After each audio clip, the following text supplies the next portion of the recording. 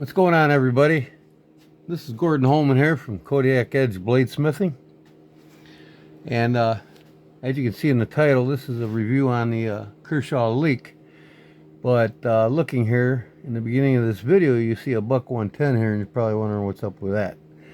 Well, first of all, this is one of my buck 110s that I modified at Kodiak Edge. I put burlap micarta on it, and I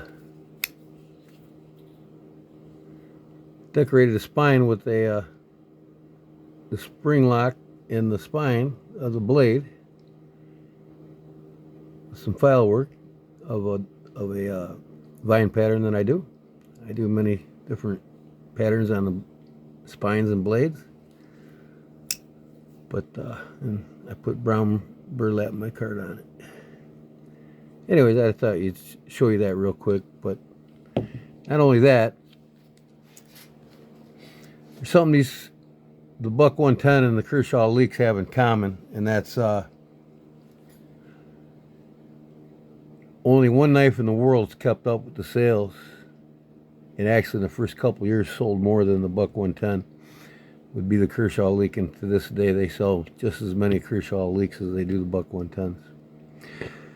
So Kershaw is up in their game now, trying to step up with buck, because buck's up their game with the 110, with the 112 series and the Slim Select and the Ranger Pros, pocket clips. I mean, buck just went totally out on this 110.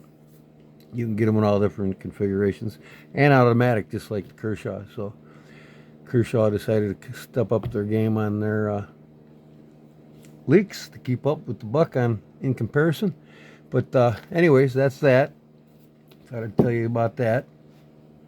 Now the Kershaw Leek here is designed by, as most of you probably already know, being a knife guru, and while you're on this my page in the first place, is that Ken Onion is a designer. He designs knives for CRKT as well as Kershaw and Work Sharp, I believe, and a couple others. I can't recall who, but anyways, Kershaw Leek, when it first came out, and first the history about it, Ken Onion designed the knife in about 1997 to 98, and they went into production, and in the first couple years, and by 2000 they started selling them on the market. And since then, 2000, these knives came with basically the 14C28N steels on them, and they were mostly your stainless steel frames or anodized aluminum. This is the stainless steel. This one here is the iodized. No, this is the Cerakote. I'm sorry. This is the Cerakote finish, blade in, and a stainless steel frame. And this one's the iodized aluminum. It's a little bit lighter than them two, because it's aluminum body and it doesn't have stainless steel bodies. And they're all 14C28N. Since 2022, the year of 2022, Ken Onion won best new knife design in the world on this knife, and he's won back to back, I believe, 2002 and like 2004, I believe. Quote me if I'm wrong on it, but I believe that he won back-to-back years on it, best new knife design. And since then, no other designer has won more awards when it comes to a pocket knife from a designer. Ken Onion holds the title on best new designs at the blade shows.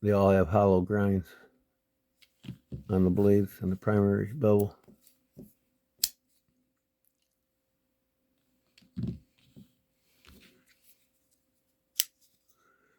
When they did the Magna Cut, they weren't set up with the proper cutting dies, so they had to go with a flat grind on it. So if you get one of these from Kershaw now, I don't know if they're set up yet for it, but as far as I know, the 3-inch blades on them are done with a flat cut because, you know, they're not set up for it. Ken Onion is the designer of the SpeedSafe series knives that Kershaw sells. He is the inventor of the SpeedSafe and the automatic SpeedSafe knife system. And he bridged the gap on these knives. Before this knife came out, you couldn't get a, I don't believe you could get a reversible popping clip. And the SpeedSafe technology, as well as the locking blade lock on them. They all come with blade locks. So these are my 3. And I custom my knives. But another Ken Onion design here. Look at this one here. This is the blur. I love the blur. It's Ken Onion design. This is a stonewash finish blade. And this is also his SpeedSafe design. I mean, this thing just flies out, just like the Leeks. I wish they'd make the Leek a little bit bigger, kind of like this, but this really does the place of that if you kind of look at the similarities. It's basically, without that point on the back, it's basically a Leek overgrown. It's got the same notorious Ken Onion finger choil on the bottom, but this thing really flies. I love it. And check this out. I got this at a garage sale, new in the box, never used, no scratches. $10. So it pays to look around at them garage sales, folks. You might just come across a $100 knife for $10. I get them all. I find them all the time. But yeah, I love the Kershaw Leek. The first speed assisted knife that I actually got was this one here. And it's got a serrated edge, and I don't really care too much for the serrated edges, but this is the Clash. It's a pretty cool knife. But this one's made in China. But it's got the Ken Onion SpeedSafe design, which basically is the mechanism that's inside of it, that spring coil tension that is put on a blade that makes it fling out like that.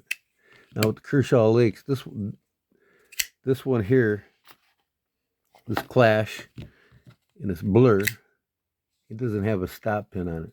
I mean, it just has a blade, what do you call them? A blade assister or whatever. I can't remember the name. But now in this one, that's actually a stop pin.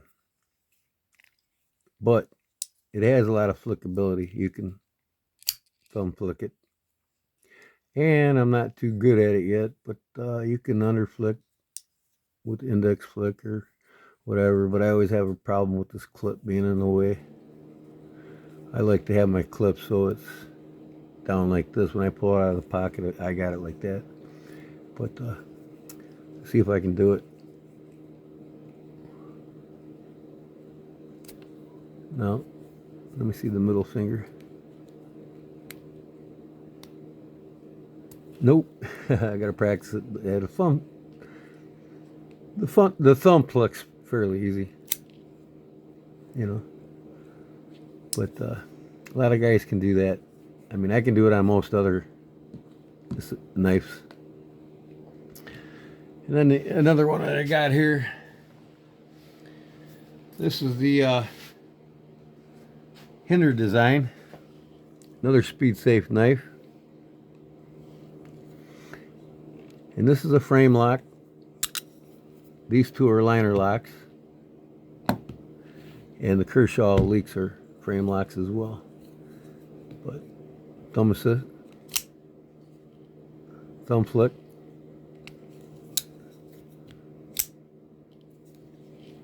Let me see if I can do the reverse flick on this one. Probably with the stud being up so high. Goodbye.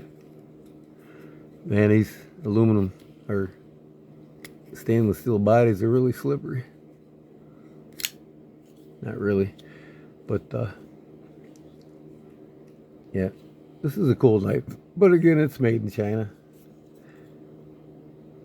I believe this is, yeah, it's got China right on here.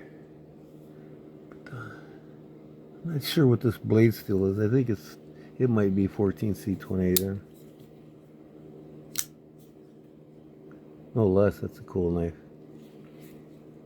I mean, the ergo's on it, nice grip on it, you know, all of them. I mean, I just love the Kershaw knives.